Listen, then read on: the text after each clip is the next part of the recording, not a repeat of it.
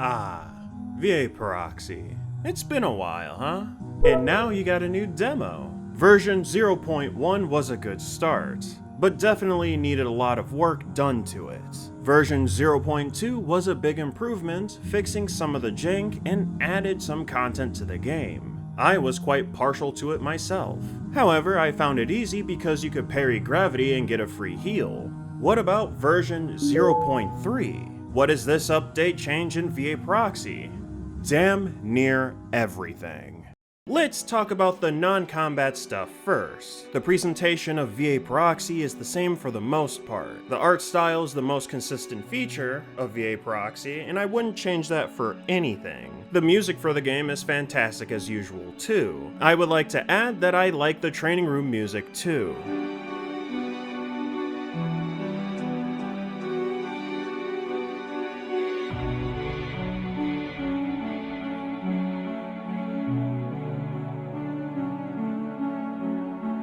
It's quite peaceful. About the only thing I want is the camera to be zoomed out a bit more or give us the option to adjust it ourselves. The main story of V.A Proxy is the same, although with the addition of 0.2 you are able to purge as well as exterminate. But what about the lore? Pyro Lith has added and changed a fair amount. The additions and changes to the lore aren't bad. In fact, seeing those smaller scientist bots as U units, like the big one, is great. The Weeping Monk is now called the Watcher Monk now, and that's cool. But there are two Callums, and I have to live with the fact that F5 doesn't mean anything. He changed his name, so until I know who he is, he's a fraud unit. Now, about the combat in V.A Proxy. I've always liked how fast-paced the combat was, and it's no different here. Besides the fact that now you have the option to use the controller, and it doesn't feel like crap.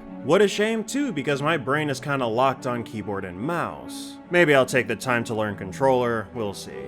Anyway, what's different are the core mechanics. The offense isn't free, you have to earn it. The enemies in V.A Proxy now have a poise meter. You have to build it up before you can freely slash away. The energy system has also changed. While it looks like you have a lot more energy than before, the cost went up. Think about it like this. The charge attacks have the same system using a full diamond, while healing only takes one small one. Trust me, healing by drone isn't always the easiest thing to do. Parrying itself is different too depending on the weapon that you use. Swords have the normal parry that you know and love, while the spear and the scythe have spark parry. If you spark parry, it'll give you energy, and if you ground parry with it, you'll go straight up. Ground parries won't heal you directly, but the fact that the spear and scythe give you 1 energy means that you can heal later. So again, you have to earn it. I prefer these changes to V.A Proxy. The boss encounters aren't free because you can heal yourself so easily by parrying the ground. You have to interact with the boss if you want to heal and be aggressive, otherwise you'll need to back off and use the drone. The risk-reward dichotomy is more balanced in this regard. Your decision making will alter depending on what weapon you use, what attack you use, and when you use it. Speaking of which, the weapons of V.A Proxy are what I look forward to the most in every update. Version 0.3 altered the moveset of what was already shown, Udek's Duty and Judgment, again, and then brought in Udek's Loyalty and Usurper. Let's start with Udek's Duty because everyone will have the sword. Of the two swords, this one has changed the least in my opinion. This weapon has the same grounded combo as it did in 0.2. The aerial attack has been simplified to only doing the homing attack that was shown in 0.2. You would only see this on bigger enemies. The more noticeable difference comes in when you do the charged attack. The new attack, Spike Storm, breaks the steel off the weapon doing an AoE. Doing this charge move in the air will do Spike Throw. When you do either one, the sword will then become a dagger, which has a completely different attack string as well. To turn it back to the sword, all you have to do is the charge attack, which will cost 1 energy. The Udek's Duty changes are cool, although not knowing the specifics of the weapon kind of messed me up at the start, pretty badly.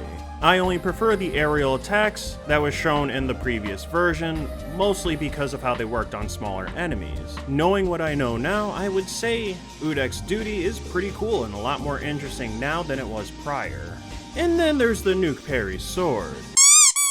Udek's Judgment. Well, in 0.3, Udek's Judgment hit different. The grounded combo is slightly changed, and now there's an aerial attack string. The blade beams are gone, and in their place are charge moves based on whether or not Judgment is out or not. When you do the former, you can slide to cancel the animation.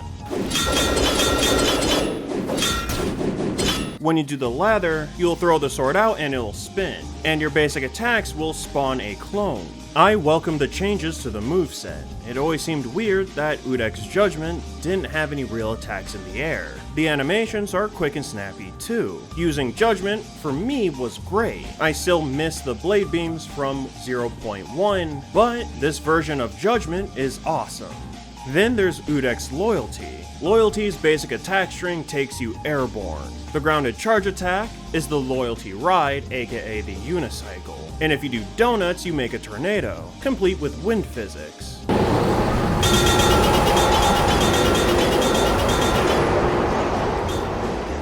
Doing the charge weapon in the air will warp send to the enemy that you're targeting. Having this weapon out made me feel extremely mobile. Wandering the rusty outskirts was much easier than simply doing core dash into the ground parry. Loyalty Ride and the tornado move that it comes with are sick as hell. I actually enjoyed using Udek's duty alongside Loyalty, as I felt the movesets that they have when airborne go well together. They felt like they synergized. And last but not least, we have Udek's Usurper. This weapon is unique for the demo because if you start with any other weapon, you can unlock the Usurper by beating the Watcher Monk.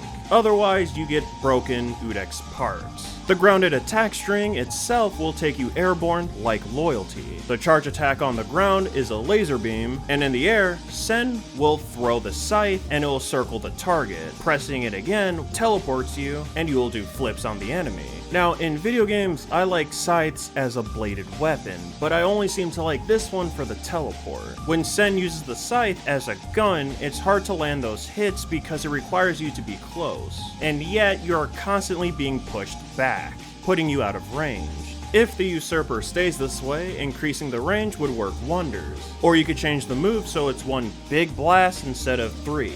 It's very possible that I need to spend more time with the Usurper, although, weirdly, I find myself looking at all the weapons and still preferring Udek's Duty and Judgment. If I could have it my way, I would prefer to have Loyalty and Judgment, because that unicycle mode definitely goes hard.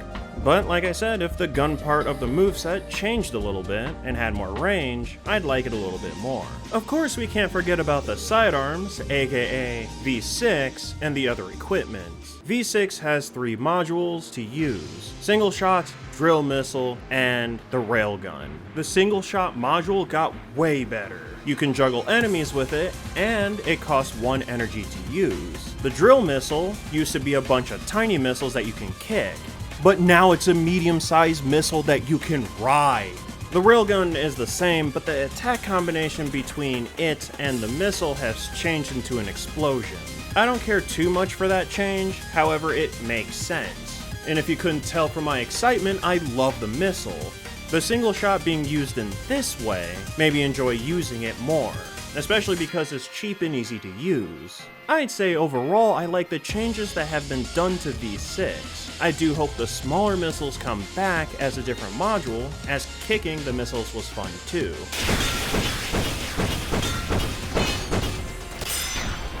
The other equipment has the Saint Tether, money, and yes, you heard me correctly, and the stun grenade. The tether is great because it can pull you towards the enemy when they get knocked back. You can also use it to break the poise if you hold the button. I guess you can use the flashbang too in a fight, but using money? I think that's cooler. You could have done that in version 0.2 as well, but since I didn't talk about it at length, here's my opinion on it. I love it. The Saint Tether is a wonderful addition to the game. The flashbang is fine, but it's more likely I would use the energy drink as it gives energy back. I do want to touch on the bosses because they have been significantly altered as well. Starting with the Executioner units, both of them have a different moveset. One has a sword, the other has a gun, both have a cannon. I'll say that makes the fights more interesting.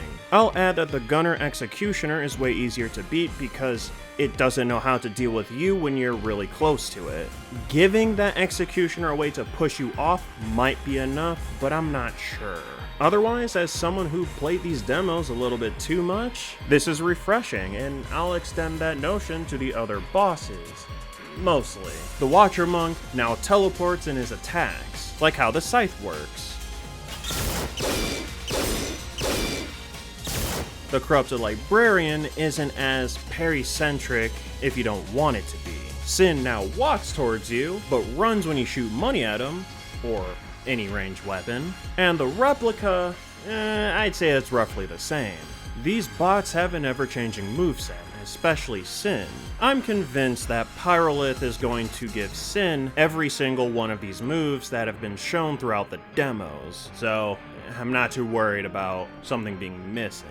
I'll say for the Corrupted Librarian, with how mobile the player can be, I would add more lasers above the ones that are there. And I only say this because you can do the missile ride. If those lasers were there, I would still have to focus on moving out of the way. Otherwise, it just kind of felt free. You know what I mean? The Replica fight was fine, but I personally miss the move where you get knocked into the air and you have to parry all the hits. I just thought it was really cool. And I got nothing to say for the Watcher Monk fight. It was great, so I have no issues with it. And that's all I had to say for the V.A Proxy demo. Version 0.3 was my favorite. 0.2 had some qualities I liked, but it was too easy. 0.1 was hard to control, which, yeah, I had to get used to, but I wasn't quite a fan of it, because of the weird controls. Great job on what you have so far. I definitely can't wait to experience more of this game and hear the wonderful tracks. Oh, and Pyro Lith, I'm gonna hold you to this message that you posted in Discord. I can't have any more changes to the lore and looks of the game. My heart won't be able to take it.